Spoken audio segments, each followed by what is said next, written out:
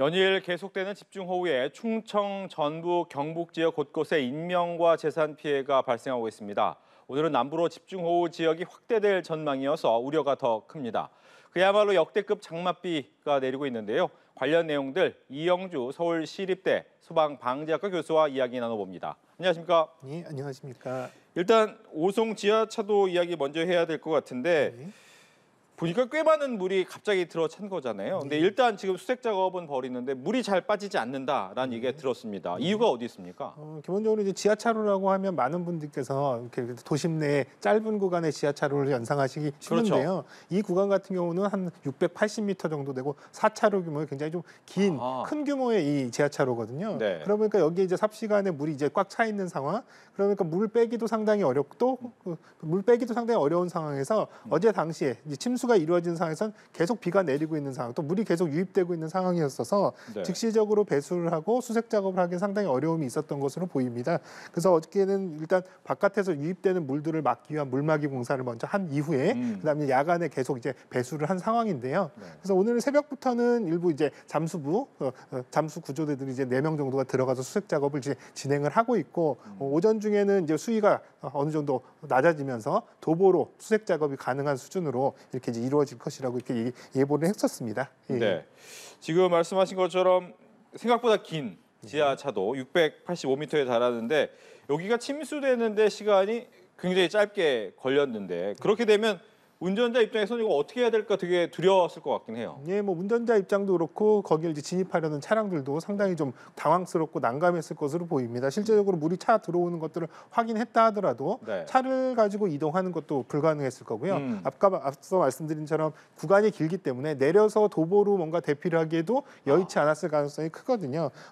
여기 이제 목격자 말로는 거의 3분 안에 완전히 침수가 이루어졌다라는 이런 이제 목격 증언도 있어서 사실상 3분 이내라면 그 구간을 빠져나오는 데는 턱없이 부족한 시간이었다. 그래서 그 안에 계셨던 이 차량에 계셨던 분들은 상당히 큰 위험으로 느끼셨을 것이다 이렇게 생각이 됩니다. 네.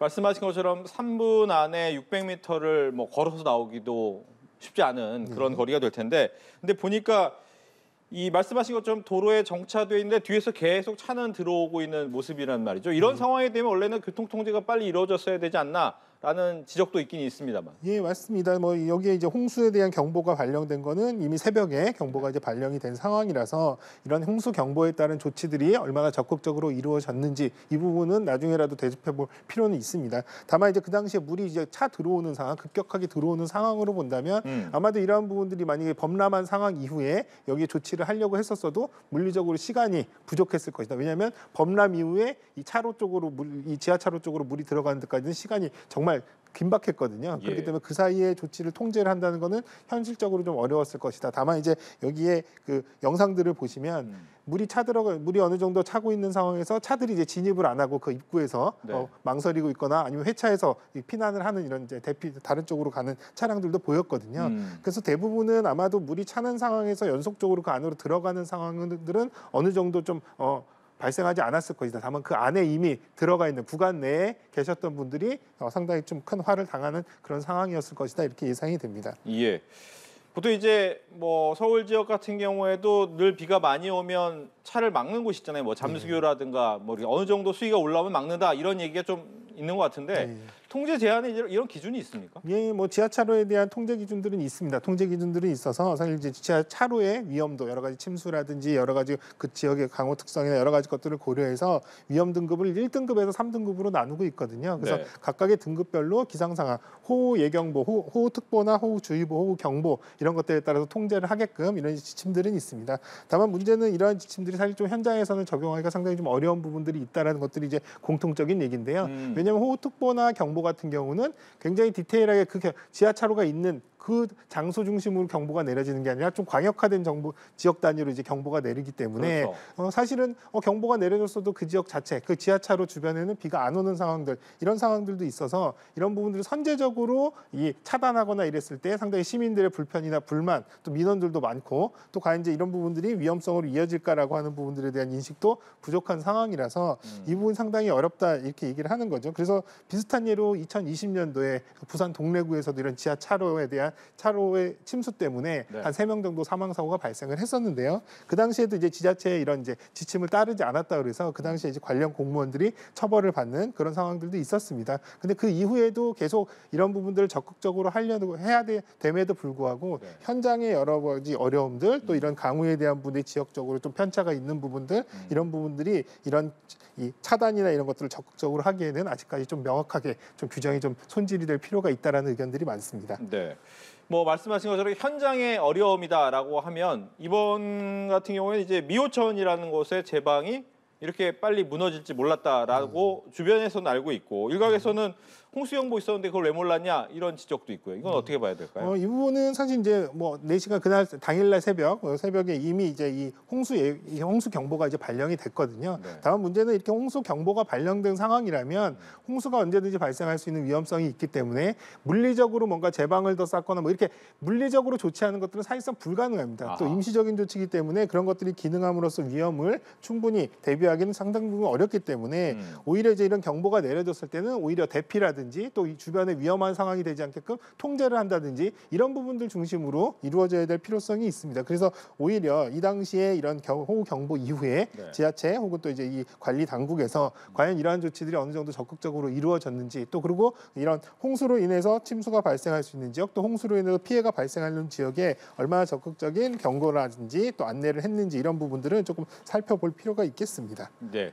일단 이제 비가 많이 내리게 되면 그 지하차도 같은 데는 피하는 게 이제 맞는 얘기긴 한데 일단 근처에 가서 물이 차오르고 있다. 그러면 어떻게 행동을 하는 게 제일 안전한 겁니까? 일단 기본적으로 물이 차오른다라고 하면 사실 차량을 이동하셔서 그 물이 차오르는 곳 쪽으로 접근하지 않게끔 우회하시는 게 가장 좋은데요. 많은 분들은 이제 그런 것들을 물어보시는 거예요. 네. 어느 정도 물이 차야지 차가 갈 수 있느냐라는 그렇죠. 것도. 근데 사실은 그런 부분도 알려드리면 요 정도 차면 가겠다 이렇게 이제 오판을 하실까 봐 말씀드리는 게 굉장히 좀 어렵거든요. 다만 통상적으로 말씀드리는 거는 차량 바퀴 한 3분의 2 정도가 잠길 정도면 사실상 차량 운행을 하시면 안 된다. 그래서 약간이라도 물이 고여 있거나 물이 어느 정도 수위가 형성됐다면 사실상 그쪽으로는 진행하지 마시라는 말씀을 드리고 싶고요. 네. 실제로 이제 차량이 침수가 되는 상황이라면 가급적이면 계속 서행을 해서 빠져나올 수 있는 상황이라면 좋겠습니다만 어쨌든 서행을 해서 이동하는 중에도 계속 침수가 이루어지면 결국은 차가 멈출 수밖에 없거든요. 그래서 네. 그런 위험 상황이라면 가급적이면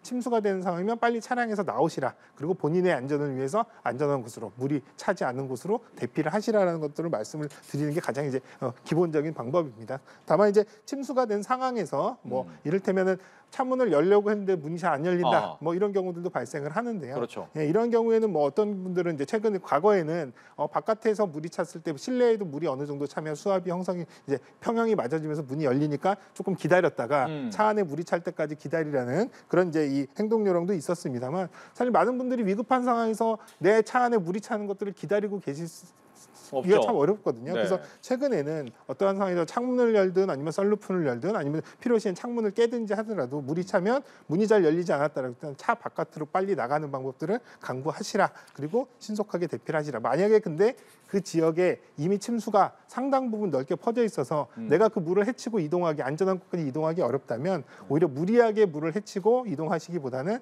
차량의 지붕이라든지 높은 곳에 올라가셔서 오히려 구조 신고를 하시거나 주변에 구조를 요청하시는 것이 오히려 상대적으로 안전할 수도 있겠다 말씀드리겠습니다. 알겠습니다. 이번에는 이제 괴산댐 이야기로 넘어가 보겠습니다. 어제 오전 이제 괴산댐에 물이 넘치는 원류가 일시적으로 발생을 해서 인근 마을에 대피도 있는데 근데 미리 이렇게 넘칠 것 같으면 방류를 시작했을 텐데도 그걸 못 이겨낸 건가요? 어떻게 된 네, 건가요? 맞습니다. 사전에 이제 방류들은 충분히 이루어져 있고요. 사실은 이제 댐들 같은 경우는 이제 홍수기 제한 수위라고 그래서요. 비가 많이 오는 시기 이전에 물을 충분히 빼놓을 수 있도록 그럴 때 완벽하게 다 비워놓기는 좀 어렵습니다. 왜냐하면 여기 이제 물을 또 이용해야 되는 측면에서 본다면 네. 이 댐에 있는 이제 물을 완전히 다 비워놓을 수는 없기 때문에 홍수기 제한 수위라고 하는 그 수위를 정해서 그 수위까지는 물을 뺄 수 있게끔 그렇게 이제 하고 있는데요. 다만 이제 최근 들어서 많이 얘기가 되는 것들이 이제 홍수기 제한 수위가 조금 좀 탄력적으로 운영될 필요는 있지 않을까라고 하는 부분들이거든요. 왜냐하면 네. 이렇게 비가 순간적으로 많이 오는 시기에 이렇게 이제 월수가 된다거나 이렇게 이제 이런 상황들이 발생했을 때 위험성 때문에 조금 더 물을 좀 많이 빼놓을 수 있게끔 조금 더 지금보다는 이런 부분들에 대한 의견들은 좀 있는 것은 사실입니다. 예. 보니까 이제 또 금강하류에 있는 전북 익산시의 제방 붕괴 가능성도 있어서 오늘 오전 6시부터는 또 이 지역 인근의 주민들이 또 대피하고 있는데 또 이런 곳도 항상 제방 주변은 주의가 또 필요하겠네요. 네, 맞습니다. 뭐 제방이라든지 또 이를테면 뭐 태풍이 올 때 해안가라든지 뭐 이런 네. 데들 같은 경우는 항상 이제 물에 가까이 있는 지역들은 어쨌든 비가 온다거나 또 이를테면 태풍이 온다 그랬을 때 일차적으로 피해를 직접적으로 받을 수 있는 가능성이 있기 때문에 이렇게 이제 제방 주변이라든지 또 이를테면 강의 하천의 낮은 지역 중심으로 항상 안전에 이제 주의를 하셔야 되는데요. 특히 이제 이런 곳들 같은 경우는 이제 기상 정보라든지 또 강우 정보에 대한 부분들을 항상 예의주시하시면서 또 필요시에 대피 명령 이런 것들에 대해서도 신속하게 따라주실 준비를 하셔야 됩니다. 그래서 뭔가 지시에 적극적으로 따르는 부분 또 이런 부분들 정보를 정확하게 확인하시는 것들이 가장 중요하겠고요. 또 한편으로는 제일 중요한 것들은 조금 이상하다 싶으면 오히려 선제적으로 이런 부분들 비가 좀 많이 오는 것들이 심상치 않다라든지 이런 것들을 좀 인식이 되신다 그러면 오히려 이런 예경보가 발령되기 전이라도 조금 더 선제적으로 다른 곳으로 임시적으로 거처를 좀 옮기셔서 안전한 상황들에 있으시는 것이 더 좋겠습니다. 예. 그러니까 이제 이런 곳은 또 지하차도하고 다르게 이제 일상을 하는 지역인 거잖아요. 이렇게 일상생활을 하는 거에선 어느 정도 할 때 내가 좀 피해야겠다 이런 생각을 해야 됩니까? 일단 이 평상시에 비가 오는 것보다 많이 오는 상황들이라든지 네. 혹은 또 이제 이를테면 또 주변 해당 지역뿐만 아니라 주변 지역에 비가 굉장히 많이 오는 상황 이런 경우에는 상당히 좀 예의주시를 하셔야 될 필요가 있고요. 또 해당 지역에 비가 많이 오는 경우라고 한다면 이를테면 이제 지표면 도로면이라든지 이런 또 쪽을 통해서 물이 흐르는 상황들 이런 것들은 평상시보다는 집중호우가 내리면서 배수가 충분히 이루어지지 않는 상황들로 볼 수가 있거든요. 네. 그래서 이런 부분들을 본다면은 조금 더 그 지역의 강우 정보나 또 이 상황들을 조금 더 파악하시는데 좀 도움이 되지 않을까 싶습니다. 예. 뭐 또 하나가 이제 산사태 얘기도 나오잖아요. 얼마 전에 정선에서도 굉장히 큰 터널 위에서 산사태가 있었는데 산사태가 날 때 주변의 대피 장소 이런 부분도 어떻게 좀 대피 요령이나 이런 것도 알고 싶습니다. 네, 뭐 산사태 같은 경우는 사실 제일 중요한 거는 뭐 대피 요령이라고 하는 것들이 산사태가 발생하는 상황에 놓이지 않는 게 가장 중요하겠죠. 왜냐하면 네. 산사태라고 하는 것들도 이번에 침수처럼 굉장히 급격하게 이루어지기 때문에 뭐 그 상황을 파악하고 내가 도망간다라고 하는 것들은 이미 늦었다고 보시면 되거든요. 그래서 이미 산사태 이력이 있거나 혹은 또 산에 인접한 주거 혹은 또 사면에 가까운 이런 지역들 같은 경우는 항상 이런 산사태에 대한 우려에 대한 부분을 예의주시할 필요가 있는데요. 네. 전조 증상을 확인하는 것들 같은 경우도 사실은 뭐 산을 항상 들여다보고 있는 상황들이 아니기 때문에 뭐 알아두시면 좋겠지만 이런 것들을 적극적으로 활용하시기는 생활 속에서 조금 어려우실 수도 있습니다.